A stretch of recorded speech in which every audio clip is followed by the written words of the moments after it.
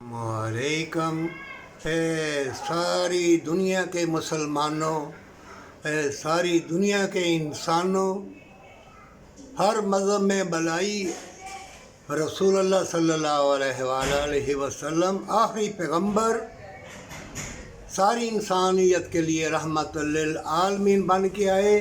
ये इस्लाम और इंसानियत के दुश्मन तुम सबको धोखा दे रहे हैं, फ़रेब दे रहे हैं। मोमिनों, भलाई करो, एक दूसरे से वफा करो, एक दूसरे की मदद करो, मालो ज़र से यतीमों मस्कीनों को गुर्बत से, परेशानी से निकालो, नहीं तो दुआ करो।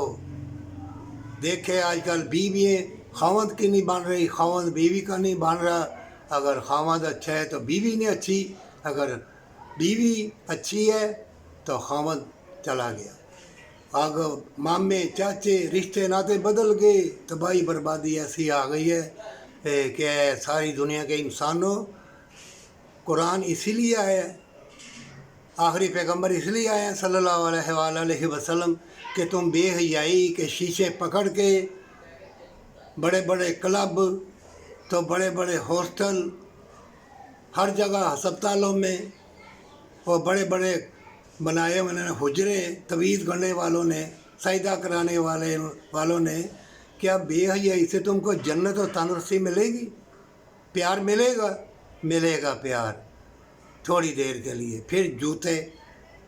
जिसकी भी शादी होगी ना, अगर अपना अल्लाह के सुपुर्द ना किया, बरकत वाली कमाई की ख्वाहिश ना की, जान लो जूतों के लिए, बीमारी के लिए तैयार रहना, भूल ना जाना।